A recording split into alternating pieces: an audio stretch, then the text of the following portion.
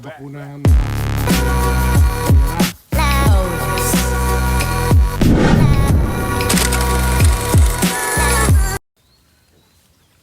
Isang masayang araw po. Dito muna ulit tayo sa likod mag-umpisa. Ito po ang ating mga inahin kasama ang kanilang mga biik na magbang, kung natatandaan nyo po, yung mga may kulay na ganyan, yung mga kakaiba po ang kulay, ay may tinurukan na tayo. 18 po yun. So yung natitira pong 90 plus ay tuturukan na natin this week para anytime po na mag-aawat na tayo at yung malalaking biik ay atin nang ilalabas ay madali na pong itawid at wala nang kailangan kung hindi po mag-follow up ng ivermectin. So ayan po, kabibigay ng damo.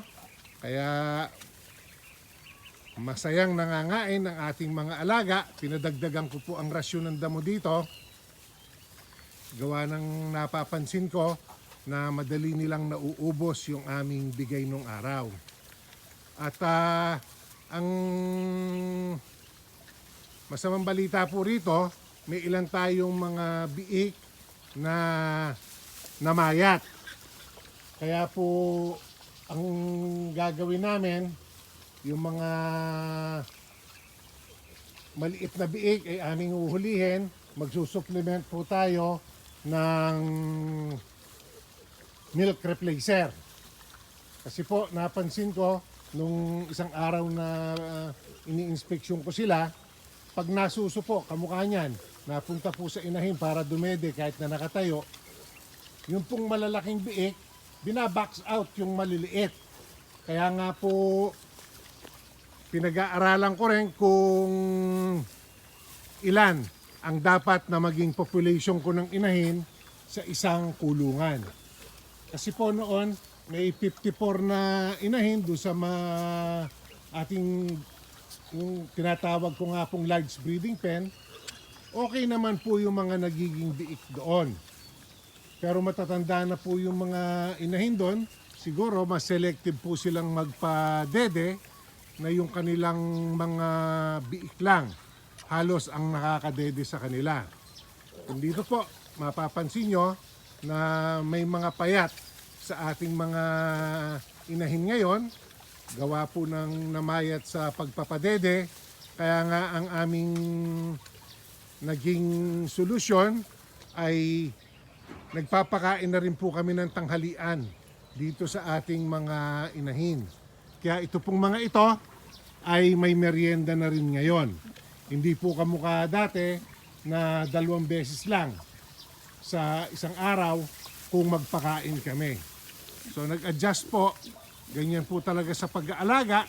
Pag-aaralan ninyo ang nagiging sitwasyon at adjust po tayo sa ikabubuti ng ating mga inaalagaan.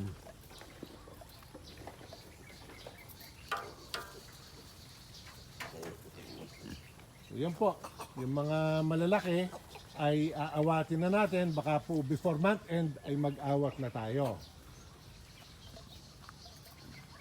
At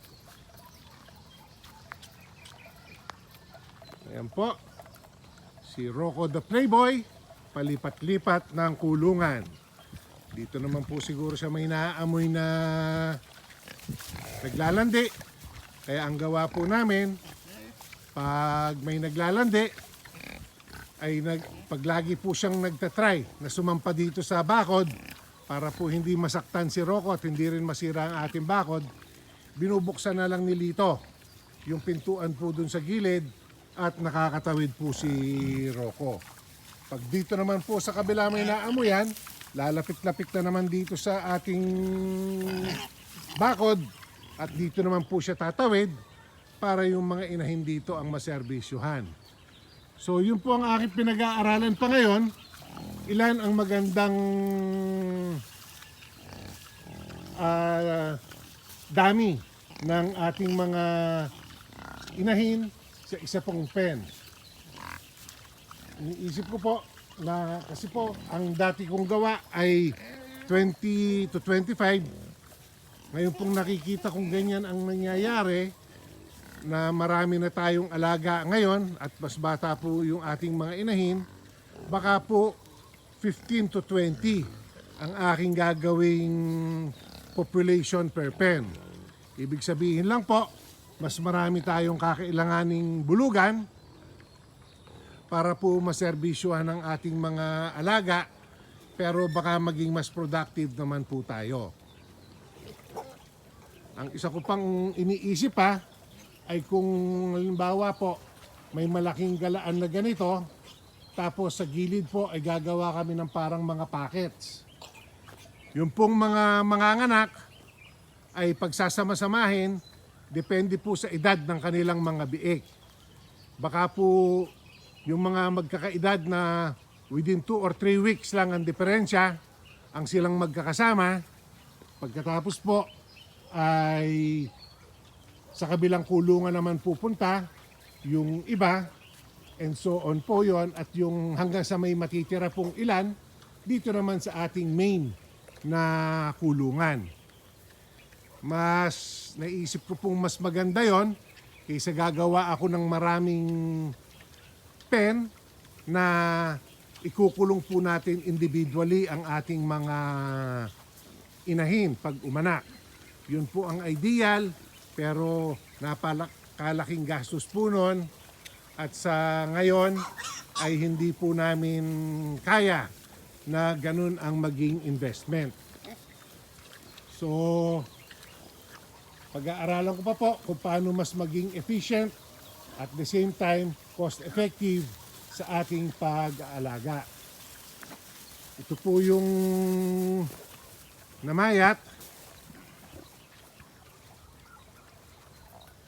Ayan po, nakahiwalay na, nagbibigay po ng milk replacer. Ideally po, every 2 to 3 hours ang bigay ng milk replacer.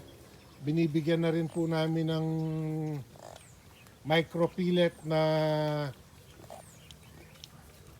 pagkain para po masanay silang kumain ng pellets. So, yan po ang ating intervention sa mga namamayat. Dati po ay hindi ko na ginagalaw ang mga yan. Kaya nga po, no intervention ako noong araw. Kaya lang po, sayang din ang ating mga production na biik kung hahayaan lang nating mamatay.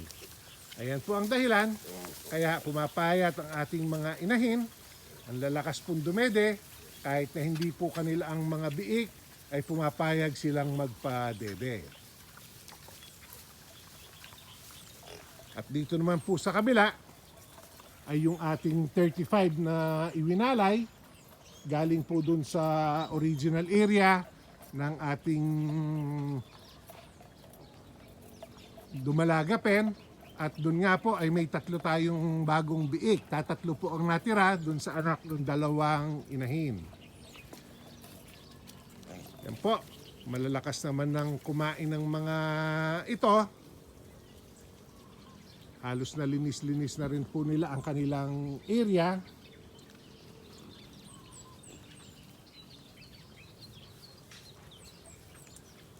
So yan po ang ating 35 na huling mga iwinalay.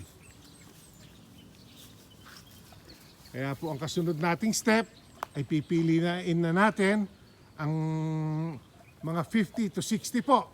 Depende po sa laki ng ating mga biik na makukuha dito.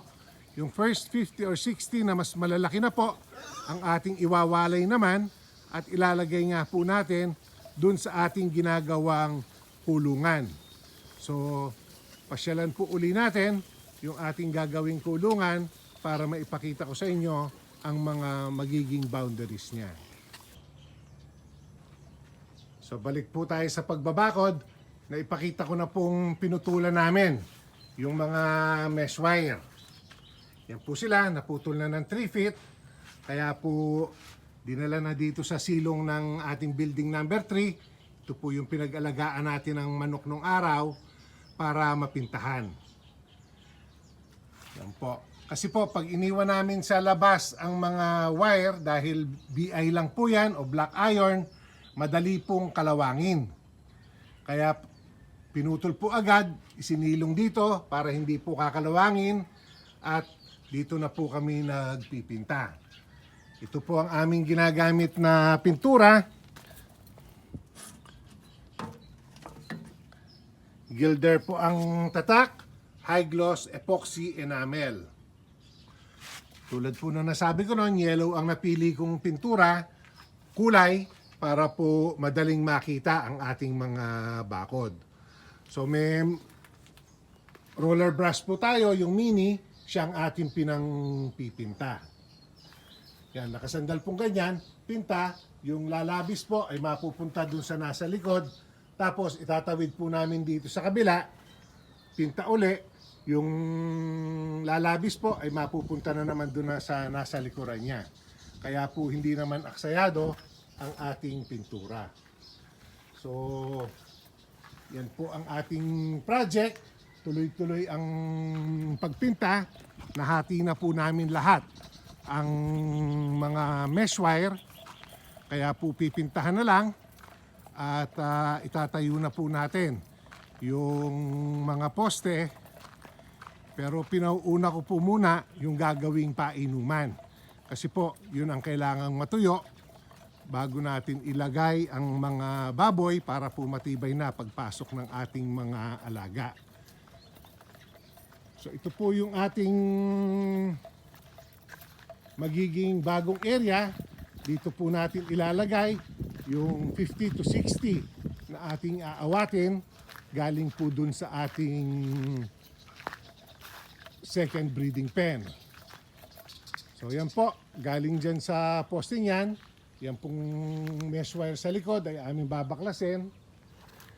Lalabas po muna ng kaunti rito para lumuwag. Dalawang mesh wire po bali ang magagamit dito, 40 feet po. Dalawang kalahati po pala. So 40 feet po yan. Pagkatapos po, galing dito, tutuwid na tayo doon, igagalaw na lang po namin yung bangka at yung trailer hanggang makarating na po doon sa dulo rin ng bakod na ito at doon po natin tatapusin ang ating bagong breeding pen, ay bagong winning growing pen. So itong mga ito naman po, ilang deliver na lang kay ka-farmer ay mapapaubos na natin. 20 plus na lang po ang ating, ay 32 pala. 32 pa po ang ating mga alaga dito. This week po ay magdi-deliver uli ako ng 5 at mababawas din po dito yung isang dumalaga na i-deliver naman po natin sa Nueva Ecija, doon po sa ating pinagkukunan ng sapal ng, ay, hindi po sapal, yung pinagtabasan po ng 1 ton wrapper. So, yan po ang kanilang at pag ubos na po namin yung malalaki dito, kung may matitira pong maliit, ay itatawid ko na dun sa kabilang kulungan doon para po itong ating pen ay makapagpahinga na. Kasi po matagal na natin ginagamit ito. Kung matatandaan nyo po, yung iba nating dumalaga ay dito rin natin ilinagay nun kasama po si Rocco. Bago po natin ipinasok dun sa ating dulong kulungan na siyang naging second breeding pen. Kaya po pagpapahingahin muna natin ang lugar na ito, sasabugan po natin ng apog at asin habang una po natin lalagyan ito. At siguro a week or 2 later, tsaka po lalagyan uli ang kulungan na ito. Pero by then po, meron na tayong nakagawang painuman. Hindi na po kailangan maglabas-pasok para pinupunuan po yung mga planggana na itinataob naman nila. So ganun po ang aking plano. Yung pong matitirang maliliit sa mga ito ay itatawid na natin dito sa kabilang kulungan na may 45 heads pa po ito. So ito po ang ating mga ipang-deliver ng late October into November. At yung mga aawatin po natin, pupukpukin natin ng kain para po umabot ng December. So yan po ang ating mga magiging galaw dito sa 4A Animal Farm. Dito naman po tayo sa consolidated pen. Ayan po, tinalian na uli si Mario at nanunugod po ng ating mga bagong anak. Baka po may madisgrasya tayong biik, kaya tinalian na kagad nila. At yung inahin na lang po ang kusang lalapit kay Mario pag gusto nang magpakasta. Dahil dito po ay may bago ulit tayong anak. Dalawang inahin po ang umanak. Ito daw ang nauna na yan po, nangangain ng malunggay para magatas siya. At ayun po sa silong ang kanyang mga biik.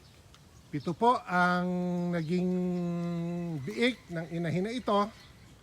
At dun daw po sa likuran ay may isa pa ring umanak. Pasyalan po natin habang nangangain ng damo ang ating mga alaga.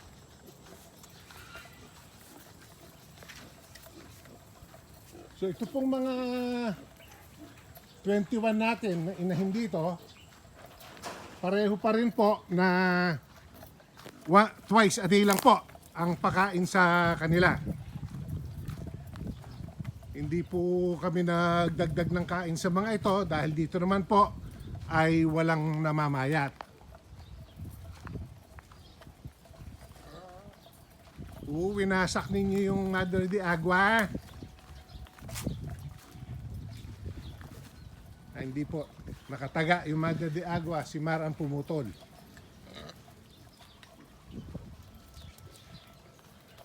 Yan. Ito po yung umanak dito sa may likod. Hindi na po natin masyadong lalapitan para hindi siya agitated. Marami po ang kanyang biik, kaya po maliliit sila. Kaya ako po, mas prefer ko pa na nasa mga waluhan ang nagiging anak. Malalaki po, yung nasa unahan, 7 po ang anak, malalaki.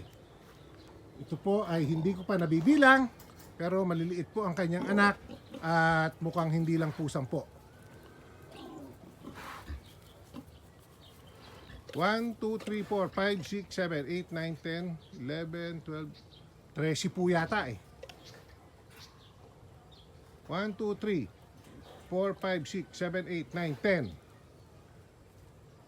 14 po yata. 10 po yung nakagrupo at may 4 na nakahiwalay. So yan po ang latest nating umanak.